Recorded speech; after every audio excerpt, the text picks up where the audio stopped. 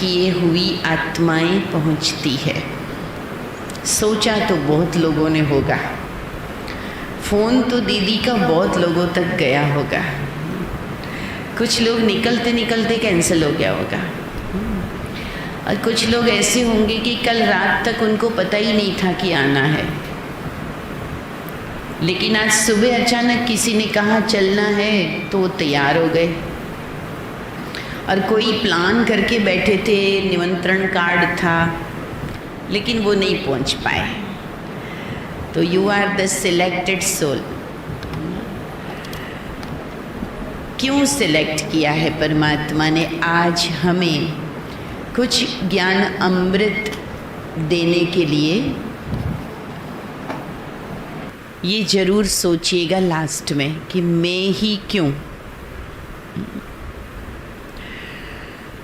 सदियों से मानव जीवन की एक आश रही है।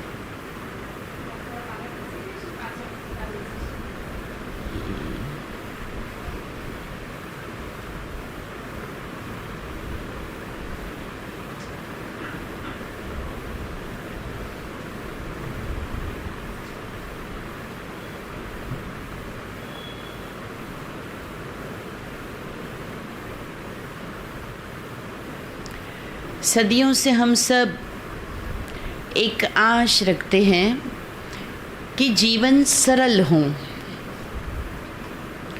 जितने भी दुनिया में इन्वेंशन हुए हैं मानवों के लिए, सभी इन्वेंशन, चाहे वो साइंस हो चाहे टेक्निक हो, इन सब का पहला लक्ष्य जीवन को इजी बनाना। कभी हमारा सबका जीवन होता था कि हम सारे काम मैन्युअली करते थे।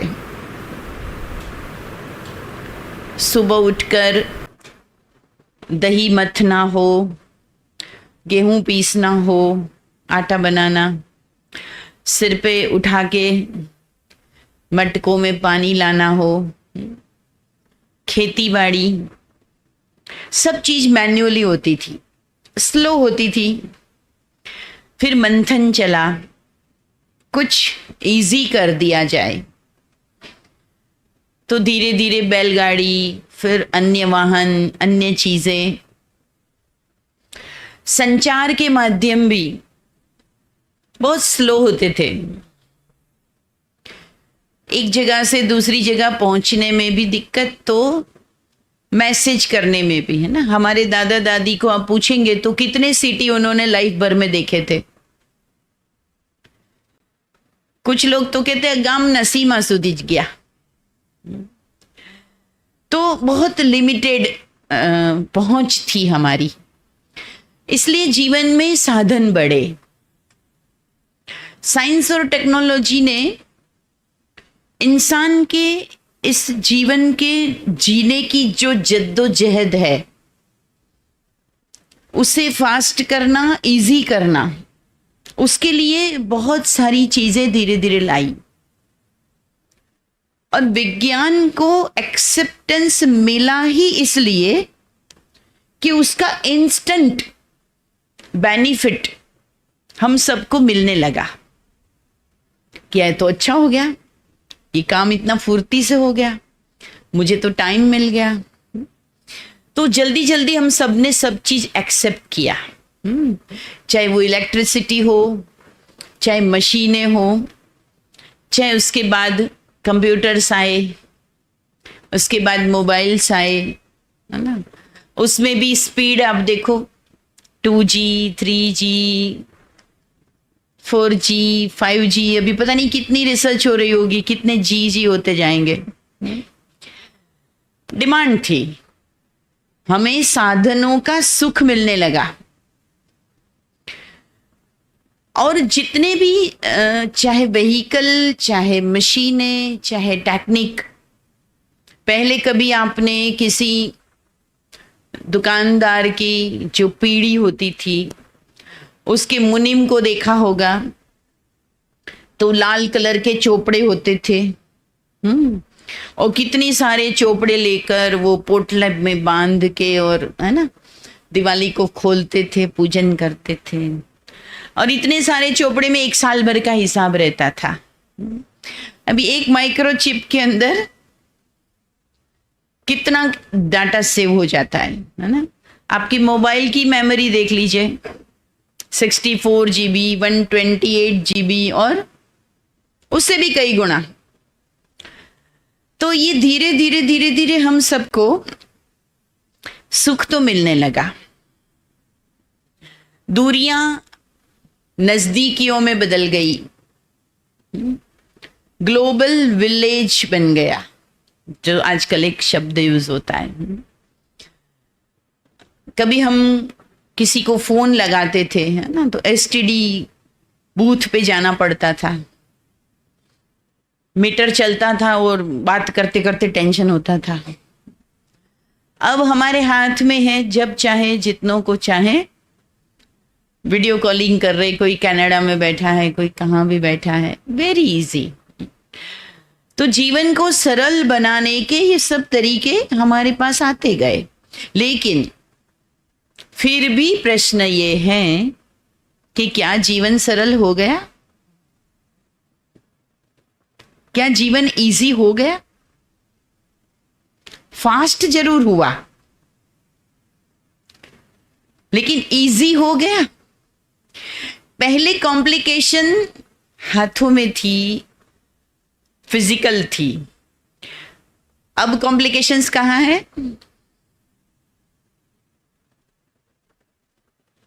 अब कॉम्प्लिकेशन इसमें है कि आपका मैसेज किसी ने देखा नहीं, आप बराबर देख रहे हैं, ऑनलाइन है, डबल टिक हो गया, ब्लू टिक हो गया, है ना, लेकिन नो रिप्लाई। Complication start.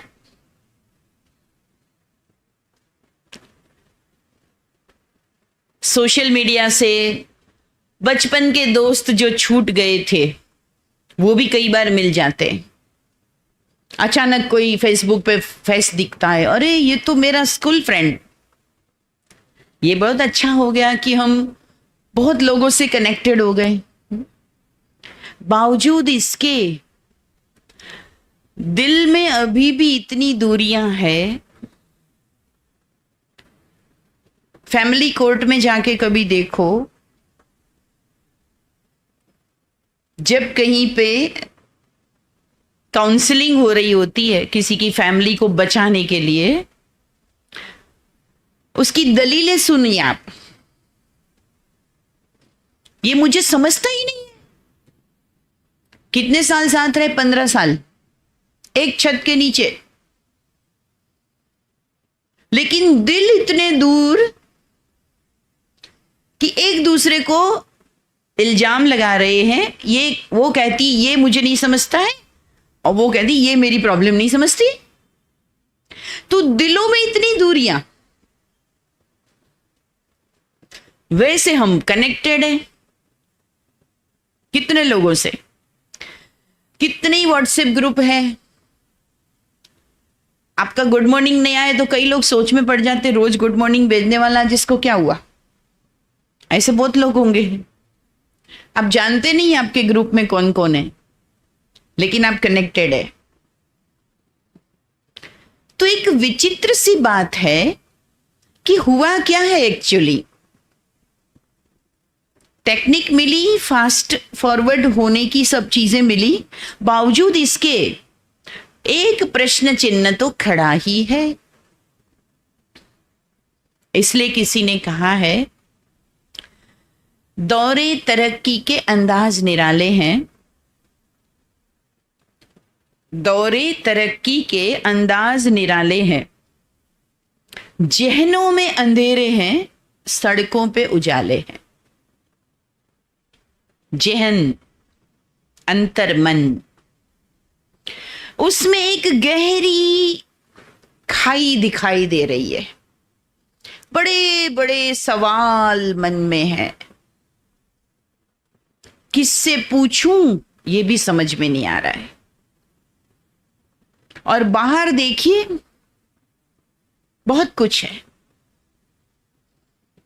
घर में हर प्रकार के सेट है,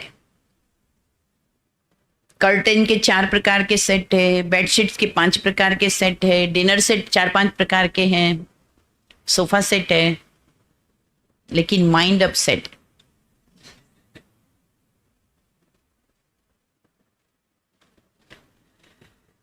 तो तरक्की बेशक हुई, साइंस या टेक्नोलॉजी या डिजिटल जो वर्ल्ड बना, बावजूद इसके मेरी अपनी प्यास नहीं बुझी है। ये बात हकीकत है, क्योंकि आंकड़े बताते हैं कि 35 साल से कम उम्र के भी मोर देन 80% यंगस्टर्स, जिसको कह सकते हो, अंडर स्ट्रेस जीवन बिता रहे हैं। यहां तक कि वो इतने निराश हो रहे हैं कभी कभी कि जिस जिंदगी को अत्यधिक हम सभी प्यार करते हैं, सबसे ज्यादा तो हम अपने जीवन से प्यार करते हैं ना। अब इतनी शांति से हम सब यहाँ बैठे हैं, आप मुझे सुन रहे हैं, ठीक है, ओम शांति का वातावरण है, सब कुछ है। अचानक बीच में से एक छोटा सा सांप निकले, किसको बचाएंगे आप? मुझे नहीं, सबसे पहले किसको बचाएं? सबसे ज्यादा मैं किससे प्यार करती हूं? लेकिन एक ऐसी स्थिति पर इंसान पहुंच रहा है कि उस जीवन को भी खत्म करने के विचार उसे आते हैं। 10:30 से 12:30 तक ये प्रोग्राम चलेगा, 12 साढ़े 12 तक। तब तक हमारे देश में 35 साल से कम उम्र के कम से कम 25 से 30 युवा सुसाइड कमिट करने की कोशिश कर चुके होंगे इन्हीं 2 घंटों में। ये आंकड़ा बताता है हर 6 मिनट में एक सुसाइड कमिट हो रहा है, हर 6 मिनट में।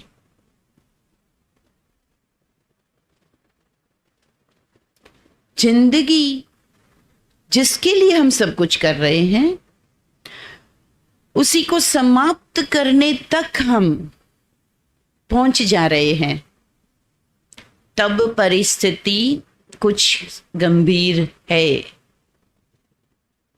सोचने वाली है। एक बार किसी ने जिंदगी से पूछा, तुम इतनी कठिन क्यों हो?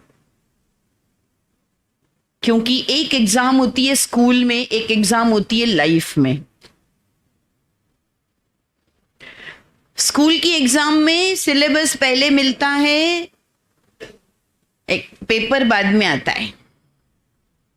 लेकिन जो जीवन की एग्जाम है, उसमें पेपर पहले आता है और लेसन बाद में सीखते हैं। और पता नहीं कितनी और एग्जाम आएगी, नो टाइम टेबल, कब आएगी पता नहीं, टीचर कौन पता नहीं, सब्जेक्ट कौन सा पता नहीं, देते ही रहो जब तक जियो, पेपर देते ही रहो। तो किसी ने जिंदगी से पूछा, हे जिंदगी तुम इतनी कठिन क्यों हो? तो जिंदगी ने उत्तर दिया, तुम सरल बातों को देखते ही कहां हो? तुमने सरल चीजों को देखना छोड़ दिया, इसलिए मैं कठिन हो गई।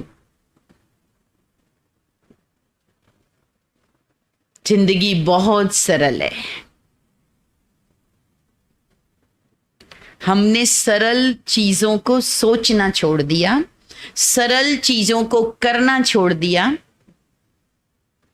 अब हमें अपनी उस चॉइस के ऊपर पुनर्विचार करने की जरूरत है। क्वेश्चन मार्क टेढ़ा रास्ता है, फुल स्टॉप बहुत इजी है। 2 साल के बच्चे के हाथ में पेन पकड़ाओ, वो भी फुल स्टॉप तो लगा सकता है। फुल स्टॉप बहुत इजी है, गुजराती वाला फुल स्टॉप तो बहुत इजी है ना। हिंदी वाले में फिर भी डंडा लगाना पड़ता है। लेकिन सवेरे से शाम तक देखिएगा कितनी बातों में फुल स्टॉप लगता है और कितनी बातों में क्वेश्चन मार्क। बहुत जल्दी क्वेश्चन मार्क का टेढ़ा रास्ता हम पकड़ लेते हैं, बजाय उसके कि हुआ सो हुआ। वो फुल स्टॉप केवल एक बिंदु है, वो कम लगा पाते हैं। तो किसी ने कहा है, सुनो तो ज्ञान है जिंदगी, सुनो तो ज्ञान है जिंदगी। जिंदगी को भी सुनना चाहिए। जिंदगी का भी अपना एक संगीत है। पढ़ो तो किताब है जिंदगी। हर एक की जिंदगी अपने आप में एक किताब है। बस यही है कि कितने पन्ने हैं जो खुशियों में बीते हैं, वो काउंट करना। सुनो तो ज्ञान है जिंदगी, पढ़ो तो किताब है जिंदगी। पर एक बात याद रखनी है कि मुस्कुराना सीख लो तो बहुत आसान है जिंदगी, बहुत आसान है जिंदगी। हम बहुत सीरियस ले लेते हैं जिंदगी को, जबकि जिंदगी केवल एक खेल है। इसमें से जो खिलाड़ी होंगे, क्योंकि बहुत सारे यंगस्टर हैं यहां पे, तो उनको पता है कि जब भी हम कोई खेल खेलते हैं तो ये फिक्स है कि एक टीम को जीतना है तो दूसरी टीम को हारना तो है ही। और अपने जीवन में हम सारे मैच केवल जीतेंगे ऐसा तो कभी होगा ही नहीं, बल्कि जीत के बाद लेसन कम सीखे जाते हैं, हार के बाद लेसन ज्यादा सीखे जाते हैं। राइट? हार के बाद मनोमंथन ज्यादा होता है, जोर ज्यादा लगाया जाता है। गुजराती में कहते हैं ना, हारियो जुगारी बमणु रमे, है ना। जुए में भी जो हारता है वो दूसरी बार और बड़ी बाजी लगाता है, माने ज्यादा मेहनत करता है, रिस्क उठाता है। दूसरी बार वो प्लानिंग करता, रणनीति बनाता है, पूरा फोकस करता है।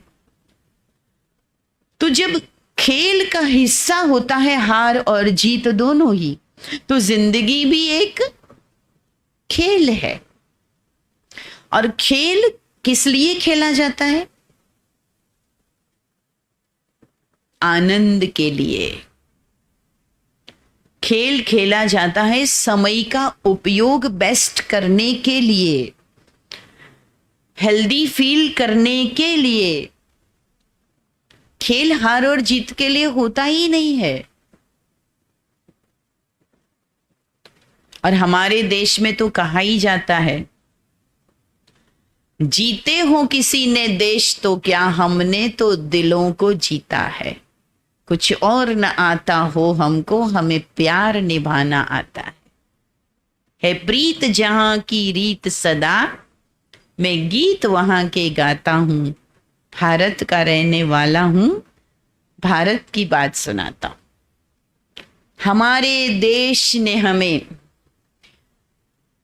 जिंदगी को किसी गेम, किसी जुए की तरह नहीं, लेकिन खेल की तरह खेलने का सिखाया है।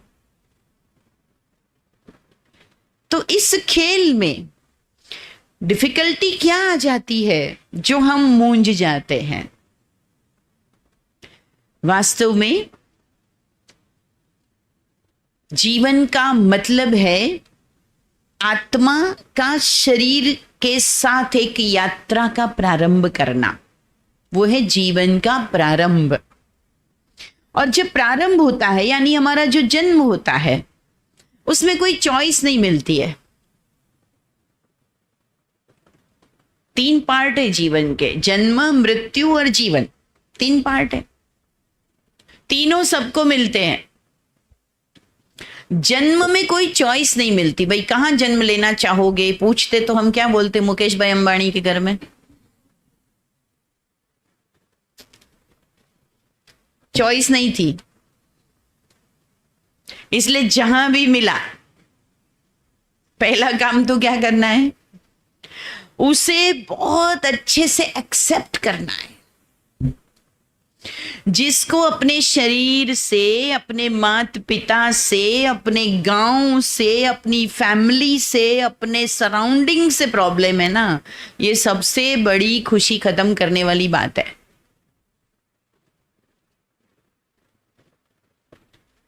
वास्तव में मुझे जो शरीर मिला, जो पहचान मिली, जो नाम मिला, जो माता पिता मिले, जिस स्थान पर मेरा जन्म हुआ, उससे बेहतर मेरे लिए कुछ नहीं हो सकता है। वो सबसे बेहतर था, क्योंकि सनातन धर्म की आस्था भी बताती है,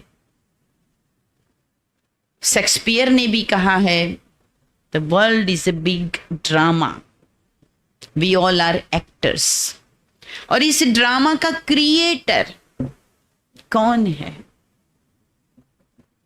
हमारा दुश्मन कोई नहीं है जिसने इस ड्रामा को क्रिएट किया है।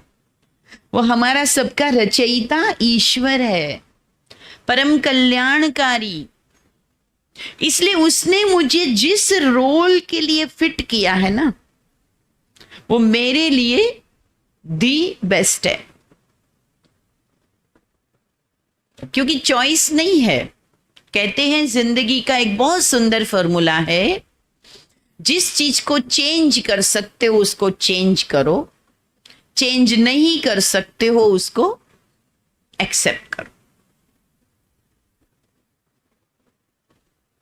जन्म को नहीं बदल सकते ना, फ्रेंड्स बदल सकते हैं, मम्मी पापा नहीं। उसे हमें बड़े दिल से एक्सेप्ट करना है। उसमें काम आता है हमारा नजरिया। कहते हैं ना, नजारे बदल जाते हैं अगर हम नजरिया बदल दें। नजरिया नहीं बदलते, वो क्या करते हैं, किश्तियां बदलते हैं, नावें बदलते हैं, स्थान बदलते हैं। कई युवा मुझे कहते हैं, कई बार घर में जाते ही मूड खराब होता है, बाहर अच्छा लगता है, इसलिए 12 बजा देते हैं बाहर। ना किसी से बात करना, ना कोई हमें कुछ पूछेगा।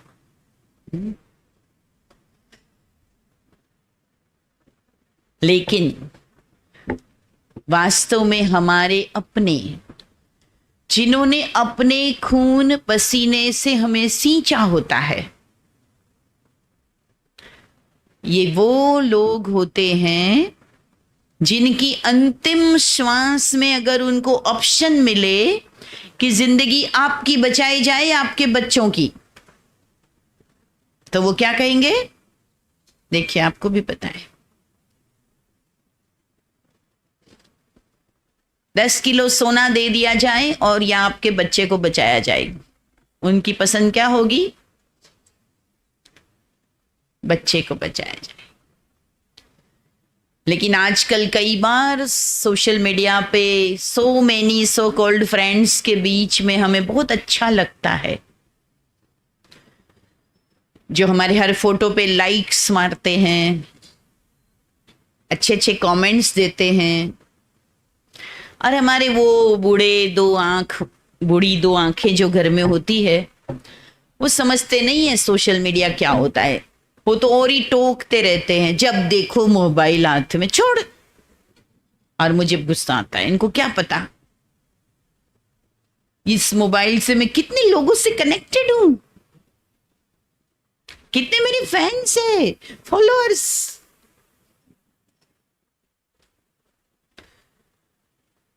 और घंटों तक कई बार हमारे रिलेशंस के आधार पे कई जो सेशन होते हैं, मैं उनको एक चीज कहती हूं कि जो गर्दन अनजाने रिश्तों को कभी गुड मॉर्निंग, कभी गुड नाइट, कभी मदर्स डे, फादर्स डे, ये डे वो डे विश करने में घंटों झुकी रहती है। क्योंकि जब आप चैटिंग पे होते हैं तो आपका बॉडी पोस्चर कैसा होता है, देख लीजिए, है ना, इमेजिन कर लीजिए। तो जो गर्दन घंटों अननोन अनेक सारे रिश्तों के लिए झुकी रहती है, काश घर के वो 4 बूढ़ी आंखों के सामने एक बार भी झुक जाए ना, कितना अच्छा हो जाए।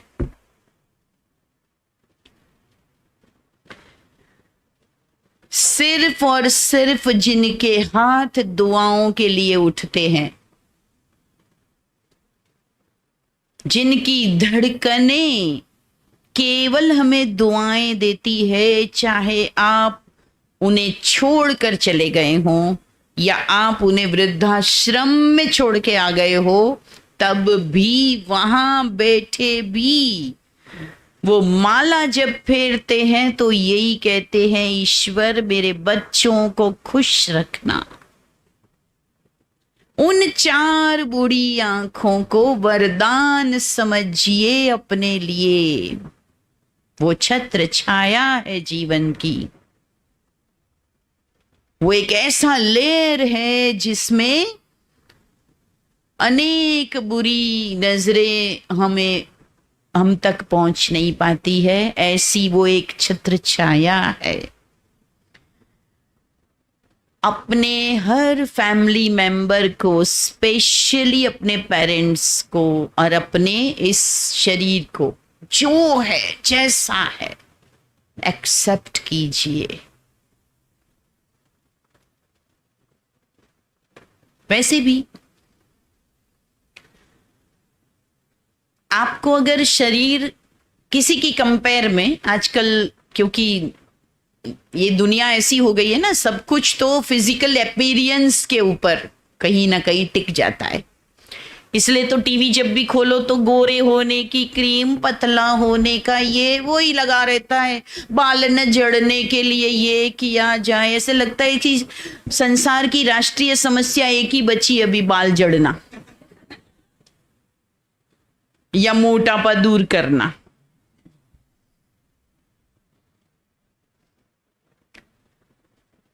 इससे लगता है कि हम लोग फिजिकल अपीयरेंस को ही सब कुछ मानने लगे। लेकिन एक बात बता देती हूं, आपका जो शरीर है ये केवल माता पिता से मिला हुआ एक फल नहीं है। इस शरीर की संरचना में आप खुद भी उतने ही जिम्मेदार हैं। 5 से 6 महीने तक गर्भ में जब आत्मा प्रवेश करने के बाद रहती है, तब उसे अपने कई संस्कारों अनुसार, पूर्व कर्मों अनुसार जो विचार चलते हैं, उस वक्त जो वो फील करता है बच्चा, उसी अनुसार उसकी बॉडी के ऑर्गन्स बनते हैं, उनका कलर, उनका फिगर, ये सब कुछ उस वक्त बनता है। इसलिए आपको जो शरीर मिला है उससे भी आप खुश रहिए, क्योंकि ये इसके लिए आप स्वयं भी उसको बनाने वाले हो। और वैसे भी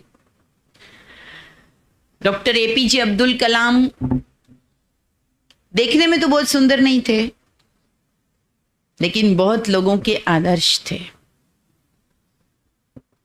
या मदर टेरेसा, झुर्रियां पड़ा हुआ चेहरा, लेकिन वो अपने काम से लोगों के दिलों को जीत ली थी, जिनको घर वाले भी नहीं रखते थे। ऐसे रक्त पित्त के मरीजों को वो अपने हाथों से उनके ब्लड को, पस को साफ कर करके उनको ठीक करती थी। इसलिए कहते हाथ वो सुंदर है जो श्रेष्ठ काम करते हैं, वाणी वो सुंदर है जो किसी को सुख देती है। वरना क्या काम की सुंदरता, मैनिक्योर, पेडिक्योर, ये क्योर, वो क्योर, वो क्योर, पता नहीं कितने क्योर करवा लेते हैं। लेकिन वो काम किसी के आता नहीं तो क्या काम का, वो 50-60 किलो का मांस का ढांचा के सिवाय वो कुछ भी नहीं है। जीवन वो होता है जो किसी के काम आए। डॉक्टर विवेकानंद जी जब पहली बार क्रूज में यूएस जा रहे थे तो एक अमेरिकन लेडी उस क्रूज में उनके साथ थी। बात करते करते उसे लगा स्वामी जी अच्छी फ्लुएंट इंग्लिश बोलते हैं, उनसे अच्छी बातचीत होने लगी। कई दिनों की क्रूज की यात्रा थी। तो एक दिन धीरे से पूछा, Swami ji please if you don't mind I want to ask something. Swami ji ने कहा पूछिए। स्वामी जी और बातें तो सब ठीक है, आप अच्छे खासे पढ़े लिखे हो, विद्वान हो, भाषा इतनी अच्छी है, पर्सनालिटी अच्छी है, लेकिन ये कपड़े ऐसे क्यों पहने आप?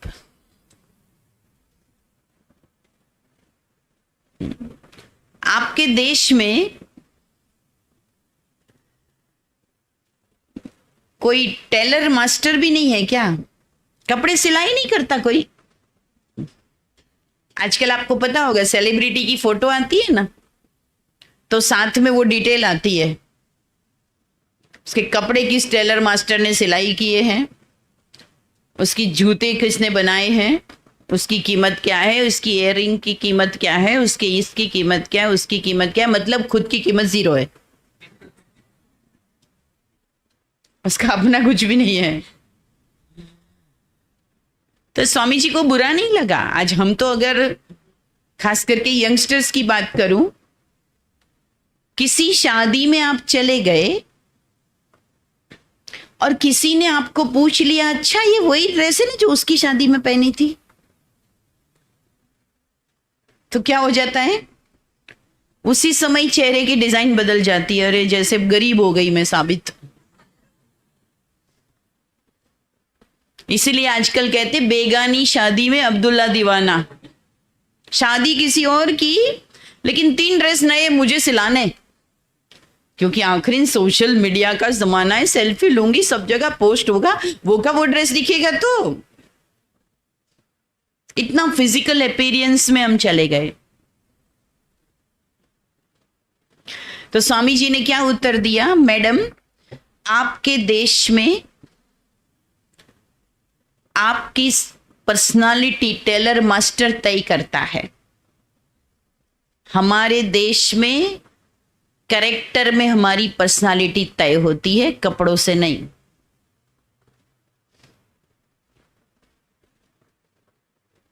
लेकिन आज वो चरित्र जिसके लिए हमारे पूर्वज कहते थे health is lost, nothing is lost, wealth is lost, something is lost, but every character is lost, everything is lost. आज उस चरित्र रूपी संपदा को किसी पॉकेट में बंद करके भुलाकर केवल अपीयरेंस के आधार पर, तभी तो इन बॉलीवुड के हीरो हीरोइंस को हम फॉलो करने लगे, वरना उस पैमाने पर देखते तो वो कहां ठहरते। अरे हीरो तो वो है जो जैसलमेर की 55-56 डिग्री गर्मी में खड़ा है कोई, और हम सबकी हिफाजत के लिए, या कोई कारगिल में -40 डिग्री में खड़ा है ताकि हम लोग शांति से देश में जी सके। हीरो तो वो है। लेकिन आज किसको हीरो मानने लगे? किसको हीरो मानने लगे?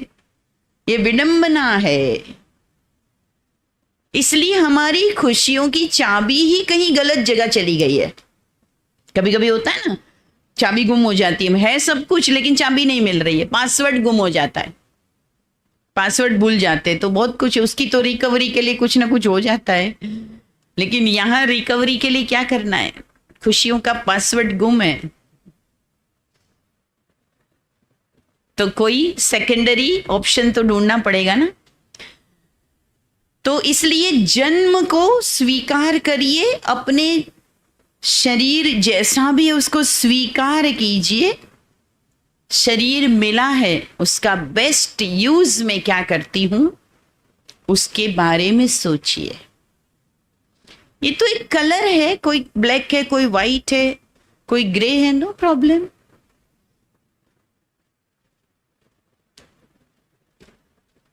और ये बाह्य जो आजकल हम ब्रांड ब्रांड है ना, हर कोई किसके चक्कर में रह जाता है। हम बच्चों को कई बार कहते हैं ब्रांड के पीछे न पड़ो, ऐसे बनो कि तुम जो पहनो उस ब्रांड को लोग ढूंढे और कहे इसी इसी ब्रांड का मुझे पहनना है। अपनी खुद की आइडेंटिटी बनाइए। किसी कंपनी के प्रोडक्ट की पॉपुलैरिटी के आधार पे अपने आप को हमें तैयार नहीं करना है, क्योंकि जब तक हमारा ध्यान अपने आप पे नहीं जाता है तब तक हम मायूस रहते हैं, क्योंकि एक्सटर्नल चीजें हमें पराधीन करती है। और कहते पराधीन सपने हूं सुख नाही, ये सुक्त है, एक वाक्य है। पराधीन को सपने में भी सुख नहीं होता है। अच्छी ब्रांड की घड़ी लाई, 4 दिन के बाद नई ब्रांड आ गई। अच्छा मोबाइल लाया, 4 दिन के बाद नया आईफोन आ गया। चमचमाती गाड़ी लाई, उद्घाटन किया, सब लोग देख के खुश। 4 दिन के बाद पड़ोसी उससे थोड़ी 5 लाख महंगी वाली लाके खड़ा कर दिया, उद्घाटन किया। अब उसके बाजू में मेरी गाड़ी खड़ी और मुझे ऐसा लगता है मेरी गाड़ी कुछ भी नहीं है। 5 दिन हुआ है, 5 दिन हुआ है, लेकिन मुझे लगने लगता है मेरी गाड़ी तो नथिंग, पुरानी हो गई। ये एंडलेस चीजें हैं। ये मार्केट हमें चलाने लगा है। ये मल्टीनेशनल कंपनीज ने हमारे माइंड को हैक कर लिया है, इसलिए हम खुश नहीं आज की तारीख में। हमने स्टैंडर्ड अलग सेट कर दिए। BMW खड़ी हो, इस टाइप के कपड़े से मैं निकलूं, कोई गेट खोले मैं उतरूं, ऐसे कुछ होते हैं। और तब लगेगा कि बन गया जीवन में कुछ तो, है ना। लेकिन चेहरे की मुस्कान के लिए इन कोई भी चीजों की आवश्यकता कतई नहीं है। कन्फ्यूशियस ग्रीक के बहुत बड़े संत हुए, एक डिपार्टमेंटल स्टोर में गए, उद्घाटन था। उनके दोस्त ने कहा कि मैं चाहता हूं कि आप मेरे साथ चलो। लेके गया दोस्त, सारा स्टोर दिखाया, पूरा एक मॉल था, मतलब सब प्रकार की वैरायटीज के सब, सारा स्टोर देखा। उनको पूछा कि यार मैं तुम्हारा धन्यवाद करता हूं, तुम मेरे कहने से आए, कैसा लगा स्टोर? बहुत अच्छा है। खुशी हुई? हाँ खुशी हुई। तो मुझे आज एक चीज और आपको कहनी है कि आप इसमें से कोई एक चीज पसंद करिए, मैं आपको दिलाना चाहता हूं। जब आप मेरे कहने से स्टोर तक आए तो एक चीज मैं आपको दिलाना चाहता हूं। तब कन्फ्यूशियस ने जवाब दिया कि मुझे इस डिपार्टमेंटल स्टोर को देखकर इसलिए खुशी हुई कि इनमें जितनी भी चीजें मिल रही है ना, इनमें की एक भी मैं यूज नहीं करता हूं और तो भी मैं खुश हूं। मुझे इसलिए खुशी हुई कि मैं इन सब के बिना चल जाता है। मुझे पता ही नहीं कि लोगों की इतनी सारी जरूरत होती है और मेरी। इसलिए कहते चाह गई चिंता मिटी मनवा बेपरवाह, जिसको कछु न चाहिए वो शाहों के शाह। जिसको चाहिए चाहिए जब तक जीवन में है तब तक वो मालिक नहीं है, तब तक वो चाहिए। माना आपका हाथ कैसे है? चाहिए आपको, है ना। जिसको कुछ नहीं चाहिए, जो है ठीक है, सब कुछ अच्छा है। और वही कभी जमाना था, तब हम बहुत खुश थे। बड़ी बहन का कपड़ा छोटी बहन खुशी से पहनती थी, बुरा लगता था। बड़े भाई की किताबों से छोटे भाई ने पढ़ाई कर ली, कभी बुरा लगता था? कभी नहीं। तब हम बहुत खुश थे। घर में शादी होती थी, सब लोग मिलके अरेंज कर लेते, इवेंट मैनेजमेंट वाले आते थे। नो नीड कितनी सिंपल, किसी के घर से कुछ, किसी के घर से कुछ आ गया, सबने मिलके बना लिया, खिला दिया, परोस दिया। बाहर से अगर कुछ आता था तो क्या आता था पता है? एक ढोल बजाने वाला और एक कोई नाचने वाले, दो चार आ जाते थे। अब उल्टा है। अब ये काम कौन करता है? घर में शादी है, 15 दिन पहले से कोरियोग्राफर, डांस प्रैक्टिस, संगीत, ये पता नहीं कौन सी वो कभी खुशी कभी गम, मुझे नहीं, किसी ने बताया था कौन सी, तो वो फिल्म आई तब से लोगों ने 5-5 दिन की लंबी शादियां शुरू कर दी। मेहंदी अलग, संगीत अलग, और फिर पता नहीं क्या क्या, और फिर थीम बेस्ड। थीम के बिना जाएगा तो उसको लगेगा कि मैं तो जैसे कोई शहर के बाहर का, कोई जाति के बाहर का कोई बंदा आ गया हूं, अलग ग्रह का कोई एलियन आ गया है, ऐसा लगता है। बेचारा मायूस हो जाता। इतनी महंगी शादियां, लेकिन टिकने की गारंटी 6 महीने की नहीं।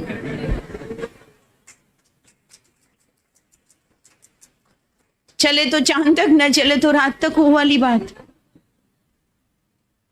और कभी हम 7 जन्मों के वादे करते थे। बट सावित्री व्रत होता है एक, जिसमें माताएं धागे बांध बांध कर 7 फेरे लगाती थी बड़ के झाड़ को, और एक एक फेरे में कहती थी 7 जन्म यही पति मिले, 7 जन्म यही पति मिले। और यहां तो देखिए, इतने ताम झाम के बावजूद कुछ समय बीता नहीं, न ये एलुमनी, न ये न वो, न केस, घर घर की, परिवार परिवार की आज ये कहानी। क्योंकि हमने असली में जिसको खुश होना है वो मुझ आत्मा की बात है, उसे चाहिए जो प्रेम, जो आनंद, उसको तो परिपूर्ण दिया ही नहीं। बाहर से सब साधन उसको देते रहे और वो आत्मा अंतर की मूंज रही है, प्यासी है। इसलिए जन्म को और अपने जन्म से मिले हुए हर एनवायरनमेंट, हर आर्थिक स्थिति को एक्सेप्ट कीजिए। ये बताने में कभी बुरा नहीं लगना चाहिए कि मैं कौन सी आर्थिक स्थिति वाली हूं, और अपनी चद्दर अनुसार पांव फैला के जीने वाला आनंद कोई दूसरा हो ही नहीं सकता। कर्ज लेके घी पीना ये आज की पीढ़ी कर रही है। सामान घर में सारा है, लेकिन सैलरी आते ही सारी किस्तों में चली जाती है। सबके हफ्ते भर रहे, इसकी भी लोन, उसकी भी लोन, उसकी भी लोन। कर्जदार बनके जिएंगे तो खुश कैसे रहेंगे? कभी हम आत्मनिर्भर होते थे, सब कुछ हमारा अपना होता था, इसलिए हम खुश थे। दूसरी चीज है मृत्यु, एक है जन्म। मृत्यु भी शाश्वत सत्य है, उसे भी स्वीकार करना होगा कि एक दिन आनी है। किसी को भी वो सर्टिफिकेट दुनिया में नहीं मिला कि वो कभी ना जाएगा, स्वीकार कीजिए। लेकिन मृत्यु किसकी होती है? जिसको अभी तक मैं समझ लिया है ये बॉडी, केवल उसकी मृत्यु होती है, मेरी नहीं। मेरी कभी मृत्यु नहीं हो सकती। मैं वो अजर अमर अविनाशी आत्मा हूं। जो इस मुख से बोल रही हूं वो मैं आत्मा हूं, जो इन कानों से सुन रही हूं वो मैं आत्मा हूं। मैं इटर्नल ट्रुथ हूं, जीवन का शाश्वत सत्य मैं हूं। ये सब टेम्पररी है। पड़ाव तो कई बदलेंगे, एक बस कई स्टेशन पर जाती है, एक एक्टर कई मुखौटे पहनता है, हर फिल्म में अलग अलग रोल करता है। ऐसे हम भी हर जन्म में अलग अलग रोल प्ले करते हैं। पर मैं स्वयं कौन हूं? वो शाश्वत आत्मा हूं। और इस आत्मा की परिस्थिति स्थिति बेस्ट बनाए बिना बाहर से हम कितना भी कुछ कर लेंगे, खुश नहीं रहेंगे। तो मृत्यु को स्वीकार कीजिए, उसमें भी कोई चॉइस नहीं मिलने वाली है। कहां मरना चाहोगे? घर में, बाहर, हॉस्पिटल, आईसीयू? काशी में, अयोध्या में चॉइस नहीं मिलने वाली है।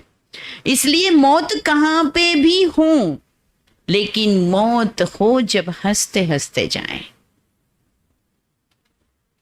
कबीरा जब तुम पैदा हुए, जग हंसे तुम रोए, ऐसी करनी कर चल, जब जाए तुम हंसते जाओ जग रोए। ऐसा कुछ कर चलें कि हम जाएं तो हमारी कमी महसूस हो। ऐसा नहीं कि ये थोड़ा दिन बाहर छे तो सारू, शांति। इसलिए कहते हैं कि एक ही चीज अगर अपने बारे में जानना हो तो आपकी घर में एंट्री होती है तब लोग ज्यादा खुश होते हैं, आपकी एग्जिट होती है तब। थोड़ा देख लेना अपने घर वालों को, आसपास वालों को। आपकी एंट्री होने पर कई लोगों के घर में ऐसा खौफ होता है, ये पापा भी क्या, पापा भी क्या। अरे पापा आ गए कि शेर आ गया? मम्मी आ गया, चुप चुप, मम्मी आ गया। आनी समय नहीं, आनी समय नहीं। कौन हो आप? ऐसी क्या है आपकी पर्सनालिटी जो आपसे हर कोई कुछ शेयर नहीं करता? आप भी शेयर नहीं करते कई चीजें। और देखिए, सबसे बड़ा हमारी दादी जानकी जी जो पूर्व मुख्य प्रशासिका थी, 104 साल की उम्र में 2020 27 मार्च को उन्होंने देह त्याग की, जब वो 104 साल की थी। और लास्ट के 2 साल में उन्होंने 80,000 किलोमीटर की यात्रा की थी उस उम्र में, और मोटिवेशनल यात्राएं हर जगह क्लास देती थी। और वो एक चीज कहती थी कि पर्सनालिटी हो तो ऐसी जिसमें केयरिंग बनो, शेयरिंग करो और इंस्पायरिंग बनो।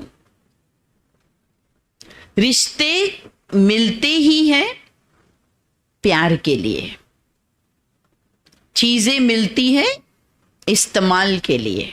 हो गया है उल्टा, चीजों से प्यार हो गया है और लोगों को इस्तेमाल किया जाता है। जब जिसकी जरूरत है तो स्माइल, गया तो अच्छा बजाने दे। आज किसी के घर जाना भी हो ना लोगों को, तो भले उनकी खुशी में शामिल होने जाना है, लेकिन कार्ड देके जाना पड़ेगा। माना वो नहीं है कि अरे आज इनके घर में खुशियां हैं, चलो हम भी थोड़ा सा, या आज इनका दुख है तो हम जाके बैठेंगे, थोड़ा उनको ढाढ़स बंधाएंगे, थोड़ा उनके दुख में शामिल होकर उनके दुख को हल्का करेंगे। स्मशान में लोग घड़ी देखते रहते, कब ये खत्म हो तो भागे। अब वो दुख में शामिल होने में जो संवेदना थी वो नहीं है। रिश्ते होते हैं एनर्जी एक्सचेंज के लिए। मनुष्य मनुष्य को क्यों मिलता है? मेरी एनर्जी आपको मिलती है, आपकी एनर्जी मुझे मिलती है, इसके लिए हम मिलते हैं। अब सोचिए, आपने बैंक अकाउंट में जो डाला है तो वही आप विड्रॉ करा सकते हैं ना।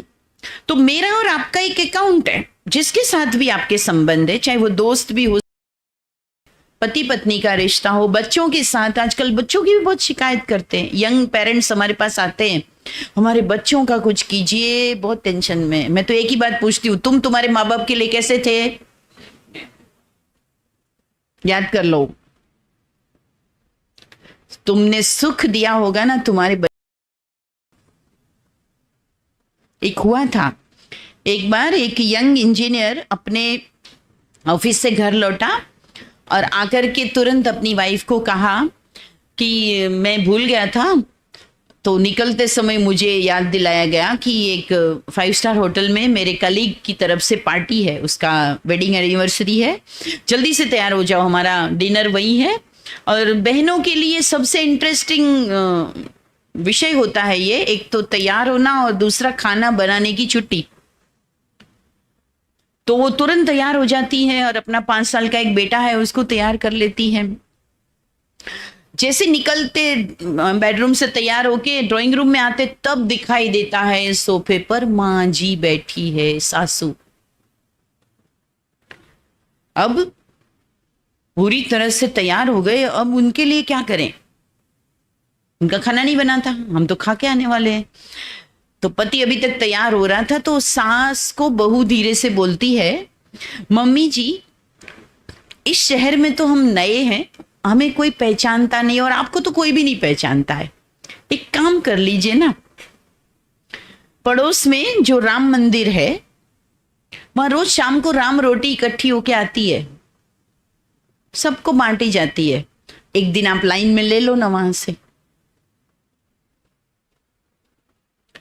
सास भी समझ गई थी कि घर का रिमोट कंट्रोल अब मेरे हाथ में तो है नहीं, इसलिए कहना व्यर्थ है। उसने कहा ठीक है बहू आप लोग जाओ, कुछ नहीं बोली, निकल गए।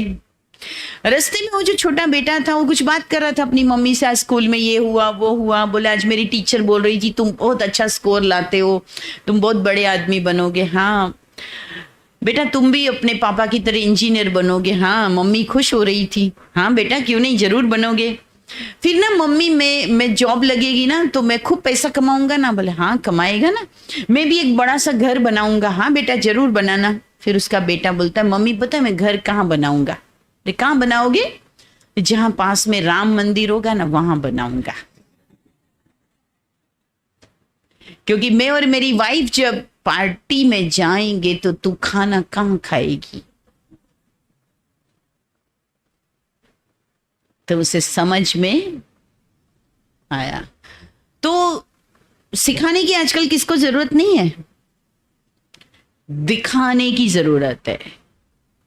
सिखाने वाले बहुत है, यूट्यूब पे भरमार है, गूगल पे सब मिल जाता है ना।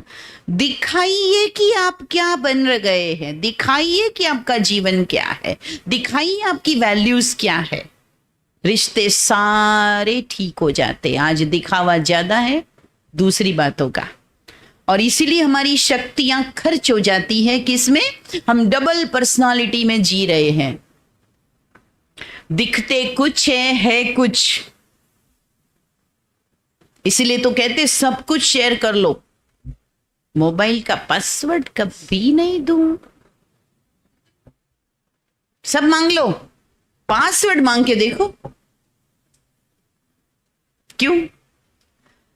कुछ तो है जो हमारी पर्सनालिटी अलग है, और जो दुनिया हमें जानती है वो पर्सनालिटी अलग है, और दोनों जगह हमारी बैटरी खर्च हो रही है। इसलिए बहुत जल्दी बैटरी डिम हो जा रही है और बहुत जल्दी मायूस हो जा रहे हैं, छोटी छोटी बातों में खुशी खत्म हो रही है, क्योंकि ऑलरेडी ड्रेन हो रही है एनर्जी, ऑलरेडी ड्रेन हो रही है। जो है वही जियो, जो है वो शेयर करो। एक कार्डियक हॉस्पिटल में ओटी के बाहर लिखा था, हार्ट की हॉस्पिटल में, अगर दिल खोल दिया होता यारों के साथ तो आज हमें यहां न खोलना पड़ता औजारों के साथ। समय रहते शेयरिंग करो। कोई अच्छे से अच्छा दोस्त नहीं मिले, एक एड्रेस और लिंक मैं आपको देती हूं। एक ऐसा दोस्त है जिसके साथ आप अपनी हर बात को, दिल की बात को शेयर कर सकते हैं, और जितनी चाहिए बेझिझक बातें कर सकते हैं, और समाधान ले सकते हैं, काउंसलिंग ले सकते हैं। बस वो लिंक लगाना सीख जाइए। हम लोगों ने संसार के सारे काम कर सकते थे ना, आज भी कर रहे हैं, बहुत फील्ड में जाके सेवाएं कर रहे हैं, लेकिन why we choose this white sari? ऐसा नहीं था कि कहीं ठोकर लग गई। कई लोग हमसे पूछते हैं कभी कभी, बिन जी ऐसा क्या हुआ था आपने व्हाइट पहन लिया? कोई धक्का नहीं लगा संसार का, कोई ठोकर नहीं लगी, कोई बेवफाई नहीं की किसी ने, कोई ब्रेकअप नहीं हो गया जो आजकल बहुत जल्दी लोगों का। लेकिन एक परम मित्र के रूप में परमात्मा को समझ लिया, और सुबह 3:30 बजे उठते हैं, और 4 से 4:45 का वो पौना घंटे का टाइम जिसको हमारे यहाँ पे अमृत वेला कहते हैं, डायरेक्ट उसके साथ लिंक जोड़ने का वो समय है जब बाहरी वातावरण में सभी तमो प्रधानता शांत होती है, सारे शोर एकदम कम होते हैं। तब आप अनुभव कर सकते हैं कि आपके दिल की हर आवाज उस तक पहुंचती है। इतना ही नहीं, हर बात का जवाब भी उससे आता है। हम जब ये बात कहते हैं तो कई बच्चे कहते हैं रात को, रात नहीं होती, सुबह होती है वो। लेकिन आजकल के बच्चे सोते ही रात को 2-2:30 बजे। हम पूछते हैं क्यों भाई, बोले वो जियो वाले 2 GB 2.5 GB फ्री देते हैं ना, फिर आजकल तो IPL चल रहा है, कभी कुछ होता है। तो रात का जो टाइम है वो सोने के लिए है और ब्रह्म मुहूर्त का टाइम है वो उठने के लिए है। और दुनिया में जो एक हैप्पीनेस की बहुत अच्छी सर्वे हुई है, उसमें जो दुनिया का मोस्ट हैप्पी पर्सन, फ्रांस का एक व्यक्ति है मैथ्यू रिकार्ड, उस डिक्लेयर हुआ। और जब डिक्लेयर हुआ तो उसका इंटरव्यू लिया गया, तो उसको पूछा गया कि what is the secret of your happiness. तो उसने 3-4 बातें शेयर की और उसमें की एक बात ये थी कि मैं रोज सुबह सूरज उगने से पहले उस दिशा में देख के बैठता हूं और उगते हुए सूरज को, एक एक किरण को देखता हूं। The first secret of my happiness, उगते हुए सूरज को देखना। दूसरा सीक्रेट उसने बताया कि रोज सुबह उठ के मैं 2 ऑप्शन अपने सामने देखता हूं। एक, मुझे पूरा दिन परिस्थिति चलाएं वैसे चलना है, और दूसरा ऑप्शन, मुझे खुश रहना है चाहे परिस्थिति कोई भी हो। ये 2 ऑप्शन मेरे सामने मैं देखता हूं और फिर मैं दूसरा ऑप्शन चूज कर लेता हूं, पहला ऑप्शन को कैंसिल कर देता हूं। हम कौन सा ऑप्शन चूज करते हैं? कौन सा?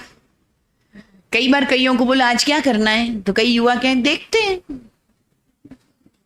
No planning. अरे आपने इतना अच्छा जो ब्रेन मिला है, जिसके अंदर कितना न्यूरॉन पावर है, आपने इतने बड़े सिस्टम को कोई कमांड ही नहीं दी है सवेरे, तो वो जाएगा तो जाएगा कहां? जो देखेगा उधर जाएगा, जो सुनेगा उधर जाएगा, जो न्यूज आएगी उधर जाएगा। हमने खुला छोड़ दिया, सवेरे उठते न्यूज़पेपर खोल दिया, टीवी का न्यूज ऑन कर दिया, या फिर रात को कोई फेसबुक पे फोटो डाली थी, सवेरे उठ के खोलते, क्यों देखते? क्या देखते? हाँ, और उसमें भी सिर्फ अपना प्रोफाइल नहीं देखते, दूसरों का भी खोल के देख, उसको कितने मिले, मेरे को तो इतने मिले, उसको कितने मिले। अच्छा, जिसने मेरे को लाइक नहीं दिया लेकिन उसने उसको दिया, आज उसकी खैर नहीं है। अब ऐसे तो हम दिन की शुरुआत कर लेंगे। क्या कमांड दिया आपने? तो उसने यही कहा था, वो पिछले 27 साल में वो कभी भी उदास नहीं हुआ था। केवल एक बार हिमालय में रहने वाले उनके गुरुजी का देहांत हुआ, तब एक दिन वो मौन में रहा था, इसलिए उसको दुनिया का द हैप्पीएस्ट मैन डिक्लेयर किया गया। आपको पता होगा हर साल एक हैप्पीनेस इंडेक्स जारी होता है विश्व के देशों का, अभी अभी जारी हुआ है, मार्च 20 को हैप्पीनेस डे होता है। भारत का नंबर पता है कितना है? 135 जितने देश शायद भाग लेते हैं। भारत का नंबर कितना है पता है?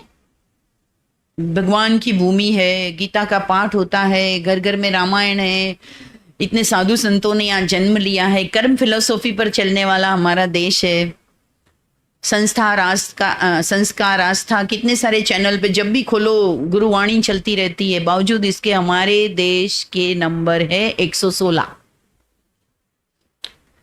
दुख की बात यह कि अफगानिस्तान और ये भूटान और ये छोटे छोटे देश हमारे से आगे हैं। हमारे देश के लोगों का हैप्पीनेस इंडेक्स इतना नीचे है अभी तक। क्यों पता है? एक ही कारण है, हम इंडियंस की एक ही मुख्य कमी है। जापान के अंदर एक बार एक डेलीगेशन गया था भारत से, तो उस मीटिंग में एक चर्चा हुई कि हम लोग अपनी कंपनीज में, चाहे वो गवर्नमेंट नॉन गवर्नमेंटल, इंडियन को बहुत प्रीफर करते हैं हर डिपार्टमेंट में, क्योंकि 1 Indian is equal to 3 Japanese, इतना काम करता है इंडियन। तो बहुत खुशी की बात है। तो उन्होंने कहा इसलिए हम प्रीफर करते हैं कि हम इंडियंस को जल्दी से प्लेसमेंट देते हैं। लेकिन फिर दूसरी बात उन्होंने जो कही वो ये थी कि हम किसी एक डिपार्टमेंट में एक ही इंडियन को रखते हैं, क्योंकि where there are two Indians is equal to half Japanese. एक जापानी से आधा काम भी नहीं कर पाते जब दो इंडियन इकट्ठे होते हैं, क्योंकि वो क्या करते हैं, एक दूसरे को देखते हैं, एक दूसरे की कंपेयर करते, अच्छा आज ऐसा बाल बना के, अच्छा आज ऐसा, अच्छा आज।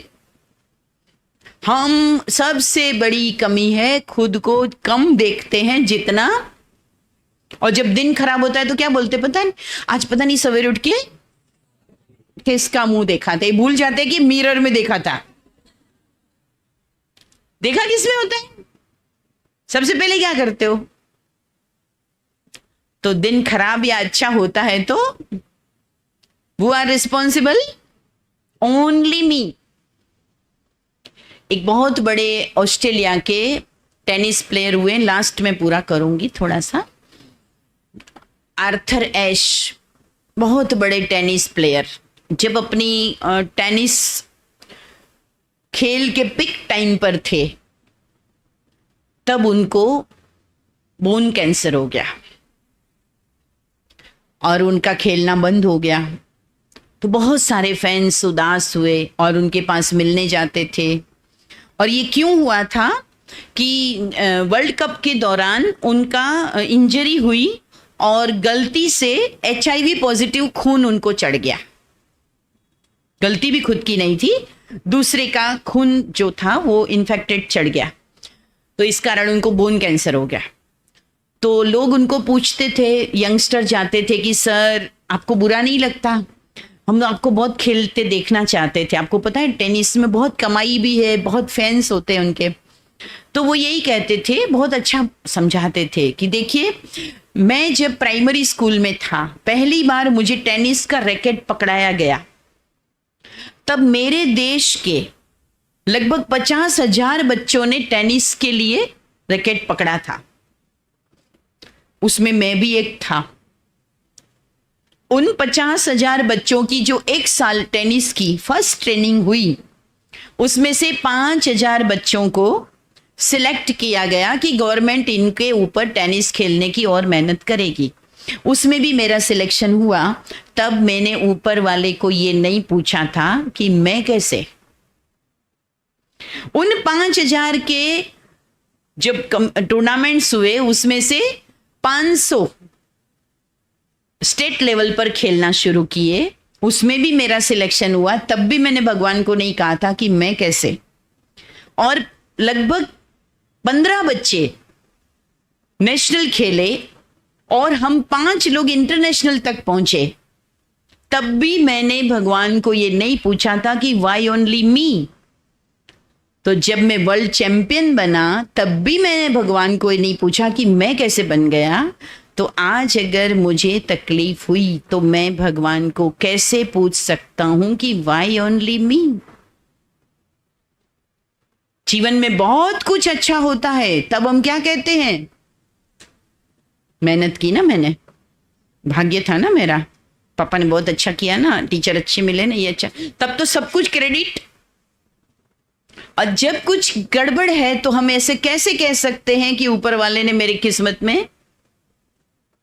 इसलिए दोष नहीं देना है, किसी को भी दोष देना ये जीवन की खुशियों का हमेशा के लिए गला घोंटना। आप इंप्रूव कभी नहीं करोगे जब तक आप दूसरों को इल्जाम देंगे। अपनी हर तकलीफ के लिए हमें खुद को रिस्पॉन्सिबल मानना। इसलिए कहा कि न जन्म में चॉइस है न मृत्यु में चॉइस है, लेकिन इन बिटवीन जो लाइफ है ना, this is full of choices. रोज सवेरे उठ के चूज कीजिए, मुझे खुश रहना है, चाहे कोई कैसा भी बिहेव हो, चाहे खुशी मिले चाहे हार मिले, चाहे जीत मिले चाहे ठंडी हो चाहे गर्मी हो, चाहे मान हो चाहे अपमान हो, क्योंकि ये सब चीज जिसे सहन करनी है वो मैं हूं, और मुझे खुद को इम्प्रूव करना अगर आता है, सुबह सुबह खुद को चार्ज करना आता है, और रात को सोते समय खुद को चेक करना आता है, तो नथिंग इज इम्पॉसिबल। दुनिया की कोई ताकत नहीं है कि मेरी खुशी का मीटर डाउन कर सके। आपकी खुशी केवल और केवल आपके हाथ में है। 5 संकल्प कीजिए। पहला, मैं यूनिक हूं। भगवान ने इस दुनिया में मेरे जैसा कोई और नहीं बनाया है। कोई? चेक कर लीजिए। इस हॉल में कोई बैठा है जो बिल्कुल आपके जैसा दिखता हो, हाइट में, वेट में, चेहरे से? है नहीं। आपकी सोसाइटी में है कोई बिल्कुल आपके जैसा? पूरे सूरत में है कोई बिल्कुल कॉपी आपके जैसा? पूरे इंडिया में नहीं है, पूरे विश्व में नहीं है। आप एक ही मास्टरपीस है जिसको स्पेशल भगवान ने बनाया है। मेरे जैसा दूसरा कोई नहीं। कोई कहे तू मेरे जैसा नहीं, हाँ नहीं हूं, मैं मेरे जैसा हूं। किसी एक फिल्म का डायलॉग है, मैं मेरी फेवरेट हूं। I am unique. दूसरा, इस दुनिया में जो कुछ भी हो रहा है ये सब अच्छा है, सब कुछ अच्छा है। किसी चीज को जस्टिफाई करने की कोशिश नहीं करो। जज बनना है खुद का। किसको जज करें हम? कि मैं कुछ गलत तो नहीं कर रही हूं, मेरा दिल गवाही देता है। एम आई राइट? जो मैंने बोला सही बोला, जो मैंने सोचा सही सोचा, जो मैंने काम किया अच्छा किया। खुद को जज बन के जस्टिफाई करो, अपने कर्मों को जस्टिफाई करो। तीसरी चीज, मैं बहुत भाग्यशाली हूं। जो मुझे प्राप्त है ना, दुनिया के करोड़ों लोगों को प्राप्त नहीं है। बाकी हम ये सोचें कि मेरे पास BMW नहीं है, पर अगर मेरे पास 2 व्हीलर भी है तो दुनिया के कितने लोगों के पास 2 व्हीलर है? अच्छा ये भी छोड़िए, दुनिया में कितने लोग हैं जिनको आंखें नहीं है, 2 हाथ नहीं है, सवेरे भोजन करते शाम का भोजन पता नहीं है मिलेगा कि नहीं, मां बाप नहीं है, रहने को छत नहीं है, वो लोग भी जीते हैं। मैं कितनों से ज्यादा अधिक भाग्यवान हूं। मैं बहुत बहुत बहुत भाग्यवान हूं। इसलिए किसी ने कहा है कि हाथों की लकीरों को मत देखिए, हाथों की लकीरों को मत देखिए, किस्मत उनकी भी होती है जिनके हाथ नहीं होते। ऐसे भी लोग हैं जो बिना हाथ के हेलीकॉप्टर उड़ा रहे हैं, उन्होंने भी हार नहीं मानी। आप पैरा ओलंपिक देखा कीजिए, बजाय IPL के कभी पैरा ओलंपिक के मैच देखिए, बहुत प्राउड फील होगा आपको। जन्मजात विकलांग लोग हैं और क्या क्या नहीं कर रहे हैं, और वो भी अपनी कमाई से डोनेट भी कर रहे हैं। और हम छोटी छोटी कमियों के लिए, मेरा जन्म यहाँ हुआ, मेरे को ऐसी कॉलेज मिली, ये मिला, नहीं तो मैं भी कुछ बन जाता, नहीं तो मैं भी कुछ कर लेता, सो मेनी एक्सक्यूजेस देते हैं। लेकिन जो है उसमें मैंने क्या किया, जो मिला उसमें मैंने क्या क्या किया, और अभी भी देरी नहीं हुई है। जो चाहे आज से, अभी से जीवन में कर सकते हैं। चौथी बात, मुझे सदा खुश रहना है। ये अपने आप से मेरा कमिटमेंट हो। खुश रहना आता है? देखो कहते हैं कि स्माइल अपने आप में एक्सरसाइज है। स्माइल करने से आपके चेहरे के बहुत सारे मसल्स रिलैक्स होते हैं। जब आप स्माइल करते हैं आपकी हार्ट बीट नॉर्मल हो जाती है।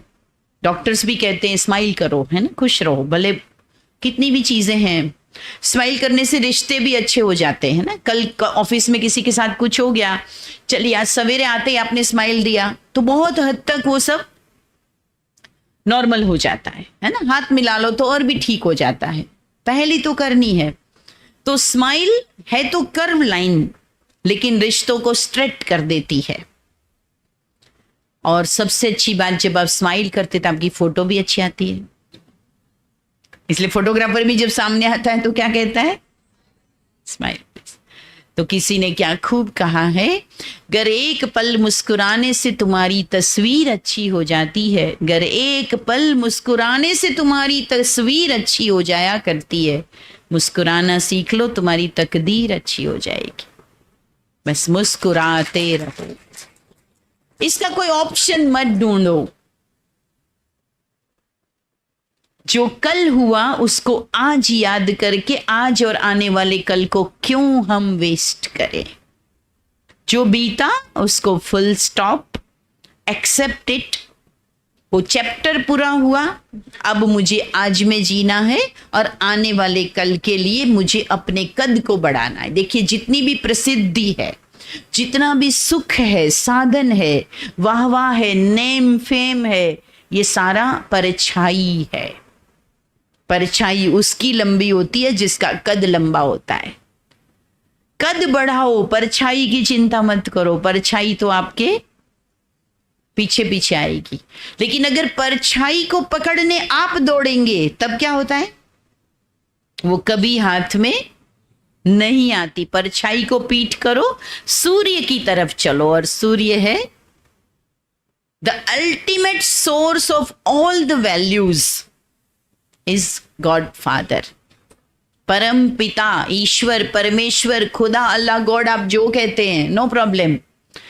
लेकिन कोई है जो आपको जानता है, कोई है जो ऑलवेज ऑनलाइन है, आपके लिए अवेलेबल है, कोई है जो आपकी हेल्प कर सकता है। कभी जीवन से हारे नहीं। जब तक जीवन है, श्वास है, तब तक आस है, विश्वास है। तो जीवन में मुस्कुराइए। ज्यादा अगर तकलीफ लगती है कि फिर भी मुस्कुराना नहीं आता, छोटी सी एक्सरसाइज करते हैं। अपने दोनों हाथ ऊपर कीजिए, फर्स्ट उंगली है ना, अच्छा किया सबने, अच्छा धीरे से यहां रखिए, थोड़ा सा ऊपर, बहुत अच्छे लग रहे हैं आप। बस इतना ही करना है।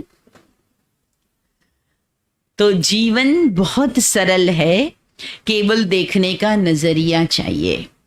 जीवन बहुत अच्छा है, खुशबूदार है, बस उसकी सुगंध लीजिए।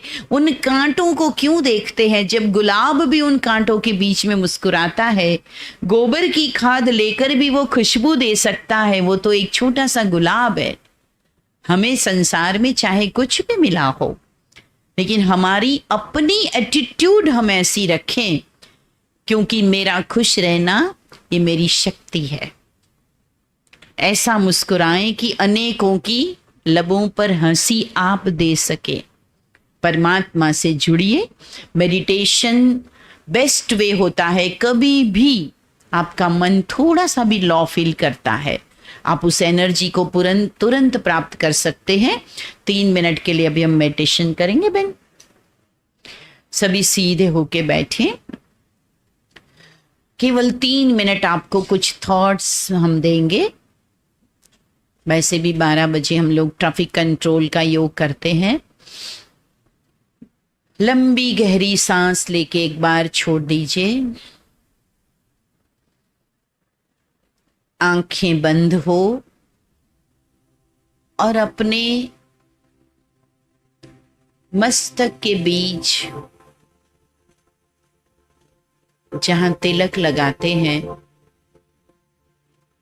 उस भ्रुकुटी के मध्य स्थान पर अपने ध्यान को एकाग्र करें। एक छोटा सा स्टार देखें अपने मस्तक के बीच।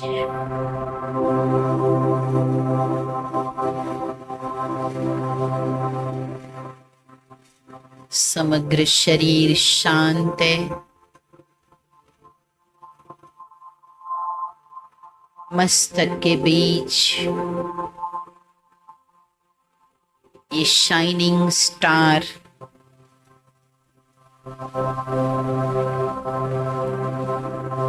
ये मैं हूं। मेरे होने से इस शरीर में चेतना है।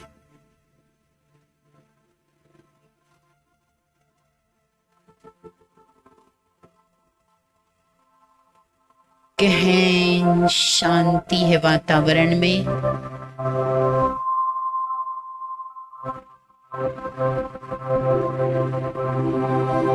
मैं आत्मा ज्योति,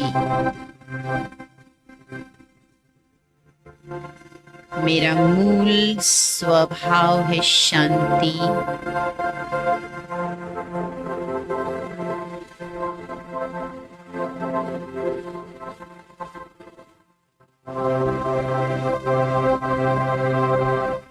चारों ओर शरीर में मुझसे ही चेतना फैली है।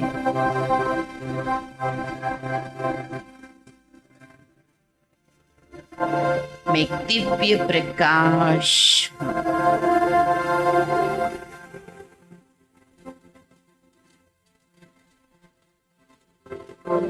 प्रेम, आनंद,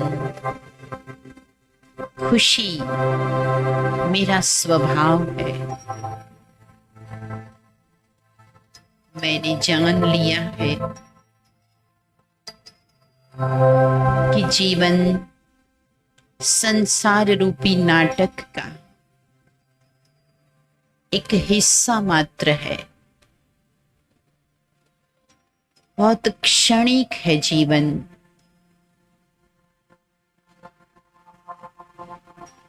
इस खेल में मैं कुछ समय के लिए आया हुआ खिलाड़ी हूं। इस नाटक में मेरा एक यूनिक किरदार है। मुझे जो कुछ भी प्राप्त है उसे मैं स्वीकार करती हूं। मैं जो हूं, जैसी हूं,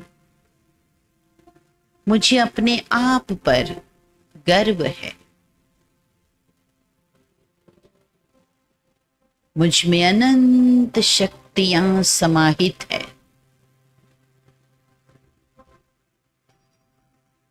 मैं जो चाहूं बन सकती हूं। जीवन को जीने का नजरिया मेरी ताकत है।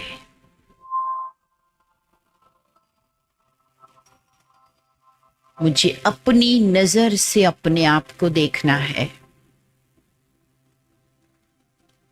दूसरों की नजर से नहीं। मैं ईश्वर की सुंदर रचना हूं।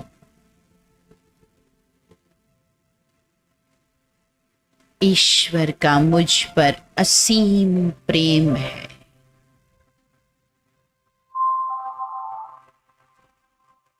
महसूस करें, ईश्वर का मुझ पर असीम प्रेम है। उसी ईश्वर ने मुझे आज एक नई राह दिखाई है। धन्यवाद प्रभु, आपका कोटि कोटि धन्यवाद। जीवन में कोई भी बातें अब तक हो गई, उसे मन से क्षमा कर डिलीट कर दें। किसी ने कुछ भी किया, आज मैं अपने अंतर पटल को स्वच्छ करना चाहती हूं। इसलिए मुझे सबको क्षमा करनी है।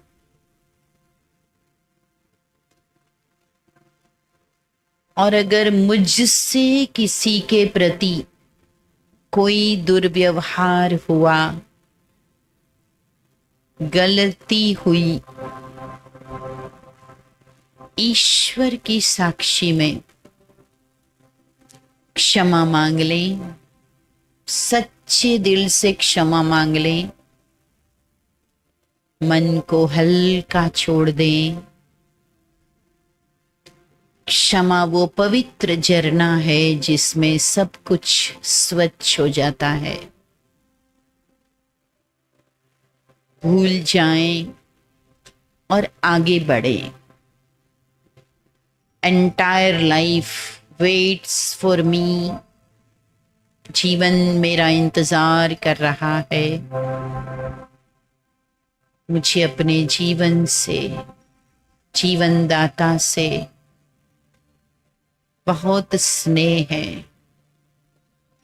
मुझे इसे संवारना है, सजाना है,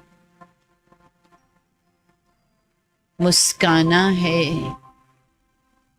आइए ये संकल्प लें कि परमात्मा से शक्ति लेकर प्रतिदिन जीवन की पालना करेंगे।